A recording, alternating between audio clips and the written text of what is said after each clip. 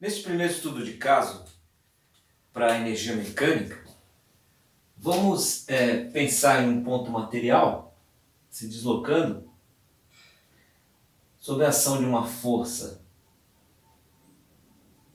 se deslocando na horizontal, um deslocamento horizontal, sob a ação de uma força oblíqua, de ângulo θ em relação à horizontal. Veja, a força, tanto a força quanto o deslocamento foram fornecidos. A força tem módulo de 10 na direção x, módulo de 10 na direção y e Newton, né? Em Newton, Sistema Internacional de Unidades.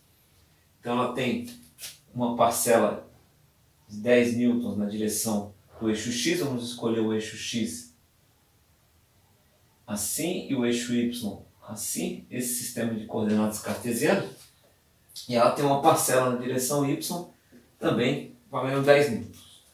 O deslocamento ocorre na horizontal, então ele ocorre no eixo x, para nossa escolha de referência. Então ele vai ter uma parcela x que vale 10 metros. Essas são as informações do problema. E o problema é descobrir qual é o trabalho, né? Qual é o trabalho realizado por essa força aqui, né? Então, a gente pode... são dois problemas. Descobrir qual é o trabalho realizado pela força e qual é o ângulo que a força forma com a horizontal, né? São dois problemas interessantes para a gente descobrir. Pelo cálculo direto aqui, ó, a gente pode fazer o seguinte. A gente sabe que o trabalho é o produto escalar entre a força e o deslocamento, e a gente sabe que só sobrevive os termos da mesma direção. Então, aqui, ó, isso aqui nós temos uma força bidimensional, tem uma parcela em x e uma parcela em y, né? Veja, então só vão sobreviver fx Δx mais fy Δy, ok? Essas são as parcelas que vão sobreviver. É um escalar, é um número o resultado, né? Mas veja bem, o fx é 10 newtons. O Δx, 10 metros. Então aqui vai ficar 10 newton vezes 10 metros, vai dar 100 newton vezes metro, ok? Agora aqui, ó, o Fy vale 10 newtons, mas o ΔY não tem. Então ΔY é zero. Ok? Ou seja, não tem deslocamento na direção Y. Então veja bem, a única força que contribui para o trabalho é a parcela x. A parcela y, ela não contribui para o trabalho. Por quê? Porque ela forma um ângulo de 90 graus com deslocamento e o cosseno de 90 é zero. Então, o resultado do trabalho na direção y é zero. Então, nós só temos trabalho na direção x, que vale 100 newton vezes metro, que é joule. Ok? A gente poderia dizer assim que o trabalho total é uma parcela de trabalho na direção x, mais uma parcela de trabalho na direção y, já que o sistema é bidimensional. Mas o trabalho na direção y é zero. Por quê? Porque o ângulo entre a força e o deslocamento veja, porque não tem deslocamento na direção y, né? Nesse caso, porque não tem deslocamento na direção y. Essa aqui é a ideia. Então só tem... Veja, os trabalhos, como são grandezas escalares, eles podem ser somados algebricamente, né? Em todas as direções. Nesse caso, nós só temos trabalho na direção x, né? Olha aqui, que interessante, né? Agora, e o ângulo, né? E o ângulo? Como que a gente determina o ângulo? A gente sabe que a definição de trabalho também é essa, né? É o módulo da força vezes o módulo do deslocamento vezes o cosseno do ângulo θ. Então veja bem,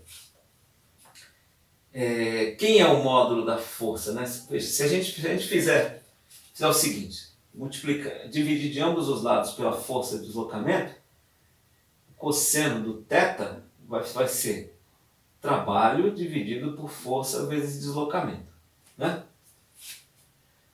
E aí, veja, qual é a função inversa? A função inversa o θ vai ser o arco do cosseno desse termo aqui, ó.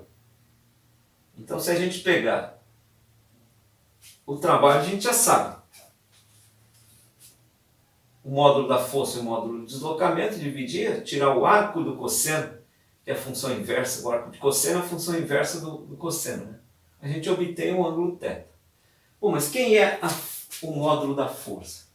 Ela tem duas parcelas, né? Então a primeira parcela ao quadrado, mais a segunda parcela ao quadrado, raiz quadrada disso. Teorema de Pitágoras, né? Veja, um triângulo retângulo. Essa parcela ao quadrado mais essa ao quadrado vai dar essa ao quadrado em módulo, né? Em módulo. Isso a partir desse triângulo retângulo aqui, ó. Esse triângulo retângulo aqui, ó. Força Y, força X. Então, essa parcela 10 ao quadrado mais essa parcela 10 ao quadrado, a raiz quadrada disso vai dar o nosso F. Isso aqui vale 10 raiz de 2, né? Porque, veja, são 2 vezes 10 ao quadrado. Isso aqui é 2 vezes 10 ao quadrado. Tudo que é ao quadrado sai da raiz. Então 10 saiu e o 2 ficou lá dentro. Newtons, né? Esse é o módulo da força total aqui. Então, já vamos substituindo aqui, ó. Vai ser o arco do cosseno de quem? De 10 raiz de 2, que é o módulo dessa força. Qual é o módulo do deslocamento? Só tem uma componente, então o módulo é a própria componente. Vezes 10. Aqui é Newton, né? Vezes metro. Porque é Newton da força, metro do deslocamento. E o trabalho aqui, ó, é 100 Newton vezes metro. Newton vezes metro simplifica com Newton vezes metro. Esse 100 simplifica com esses 10 vezes 10. Então isso aqui ficou quanto? Ficou arco de cosseno de 1 sobre raiz de 2, né? Que racionalizando vai dar raiz de 2 sobre 2. É só multiplicar e dividir por raiz de 2 aqui, né? Fica raiz de 2 em cima, raiz de 2 vezes raiz de 2 embaixo dá 2. Agora, qual é o arco de cosseno de raiz de 2 sobre 2, né? O arco de cosseno de raiz de 2 sobre 2 é o θ, é o ângulo, que é o ângulo de π sobre 4 radiano, que é o 45 graus.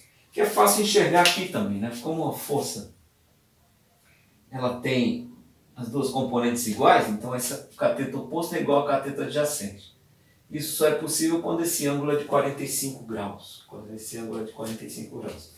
E com isso a gente descobre também qual é o ângulo de ação dessa força aí, né? Ok? Então até a próxima!